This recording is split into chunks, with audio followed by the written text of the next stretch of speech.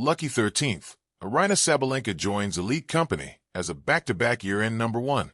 The 2025 WTA season ended as it began, with ARYNA Sabalenka at number one. Sabalenka clinched the year-end number one ranking for the second year in a row before the start of the season-ending WTA finals this past week in Riyadh. She finished as runner-up at the year-end championship, though she didn't need to win a single point. Sabalenka joined some elite company. She's just the 13th player to finish number one in back-to-back years since the computer ranking system started in 1975. Sabalenka has been number one for 64 total weeks, tied for the 12th best total of all time. She ends the 2025 season with 56 consecutive weeks at the top spot and counting. Who moved up the WTA rankings during the last 2 months of the season? If Sabalenka can finish number one for a third consecutive season in 2026, she'll join truly rarefied air. Only 5 players have finished as year-end number one 3 times in a row: Chris Evert, Martina Navratilova, Steffi Graf, Serena Williams, and Ashley Barty. Elena Rybakina won the Ningbo Open in mid-October and performed well enough in 3 other post-US Open events to move up from number 10 to number 6 in time to qualify for the WTA Finals. She then won the event, claimed more than $5 million in prize money, and rose to number 5 in the year-end rankings. Belinda Bencic parlayed a win at the Tokyo Open in late October into a 6-spot rise to number 11. Linda Noskova, Bencic's opponent in the Tokyo final, also made the final at the WTA 1000 event in Beijing, resulting in a 16-spot post-US Open jump to number 13. Who moved down? Mira Andreeva was number 5 in the world heading into the US Open and seemed a near lock to qualify for the WTA Finals. However, the 18-year-old failed to win more than 2 matches at any event after Wimbledon and slipped to number 9 by late October, missing the year-end event by 1 spot. Qin Wenjung was holding on to a top 10 spot entering the fall, but re-injured her surgically repaired right elbow during the China Open in her home country. She had to miss 2 additional events where she performed well in 2024. The resulting loss of ranking points dropped her to number 24. Who's about to rise? Noskova, just 20, isn't defending many ranking points in January and could jump into the top 10 with a strong tournament or 2.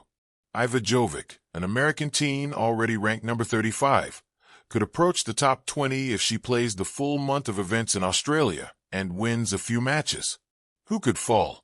Year-end number 7 and reigning Australian Open champion Madison Keys played sparingly after the US Open and must defend more than half of her ranking points when the 2026 season starts down under.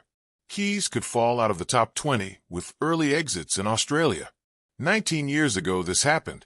Justin Henin clinched the number 1 spot for the 2006 season by reaching the final of the WTA Finals, where she knocked off Amelie Mauresmo. Henin finished as the year-end number 1 for the second time. The milestone, back-to-back year-end number 1. Sabalenka's achievement is remarkable on many levels. The Women's Tennis Association, WTA, formally recognized her as the year-end number 1 singles player for 2025 during the finals in Riyadh. Women's Tennis Association +2 SSB Crack News +2. What makes the feat even more special? She became only the 13th woman in WTA history to finish consecutive seasons at the top. Tennis.com +1. The list she now joins reads like a roll call of legends. Names such as Steffi Graf, Martina Navratilova, Serena Williams, Ashley Barty. Tennis.com +1. Beyond just the back-to-back label, Sabalenka's consistency across surfaces, tournaments, and pressure moments throughout 2025 set her apart. She secured at least 59 match wins on the season, reached 8 finals, and won 4 titles, including the defense of her US Open crown. Women's Tennis Association +1. In short, the Lucky 13th isn't about superstition. It's about entering the elite chapter of the sport with conviction. 2. What did it take? A journey of transformation. 2.1 From raw talent to reigning force. Sabalenka's game has long been powered by formidable weapons: a big serve, heavy ground strokes, and an aggressive mindset. But to sustain number 1 over an entire season, across all surfaces and against every opponent, demands more than firepower. It demands adaptability, mental resilience, and strategic maturity. Her climb to the top of the rankings began in earnest in October 2024 when she first reached number 1. Women's Tennis Association. What stands out? She hasn't merely floated to the top, she's held it. She began 2025 atop the rankings and remained there, signaling that her year isn't built on one major win, but sustained excellence. 2.2 Deadly consistency. In many ways, her 2025 season reads more like a marathon than a sprint. She didn't just win when the lights were brightest. She showed up week in, week out.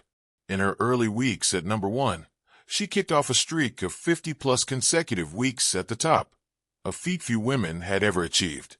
Tennis.com +1. Moreover, her match win count, 59 entering the finals, and 8 finals appearances, show she wasn't collecting points via easy rounds. She was fighting, finishing, and often winning high-stakes matches. Women's Tennis Association. 2.3 Bringing the big titles home. The back-to-back year-end number 1 crown alone is big. The fact that she delivered Grand Slam and high-tier tournament success strengthens the narrative. She successfully defended her U.S. Open title, making her the first woman since Serena Williams to do so in New York. Dawn +1. She also added titles at major WTA 1000 events like Miami, Madrid, and deep runs across the calendar. Women's Tennis Association. 2.4 Pressure, expectations, and mental evolution. No serious athlete reaches this level without evolution of the mind as well as the body. Sabalenka has spoken of visualizing success, trusting the process, and embracing high-pressure finals rather than being haunted by them. In an on-court ceremony, she reflected, "This means a lot to me. We've put a lot of hard work in this year, and hard work pays off. Every final and every match was incredible." Women's Tennis Association. That phrase, every match, was incredible hints at the depth of her focus, not just in the spotlight, but also in the ordinary rounds where many players drop off. 3. Why Lucky 13 matters. Lucky 13th is more than a headline flourish. It symbolizes 3 intertwined ideas. Number 13 refers to the 13th woman in WTA history to finish year-end number 1 in back-to-back seasons. Lucky signals that while tennis is built on skill and consistency, there are moments of fortune, draws opening up, momentum shifting, mental hurdles cleared. Sabalenka's season had all of that. It underscores the idea of entering the club of the very few, the elite, the immortalized.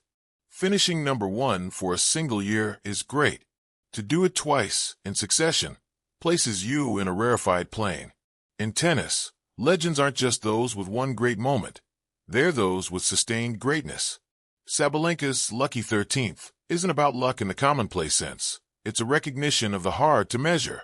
The discipline, the daily grind, the recalibrations, the mental resets.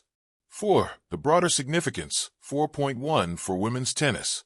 Sabalenka's arrival as the dominant number 1 several seasons in a row matters for the WTA narrative. Having a clear player at the top helps define an era. When fans and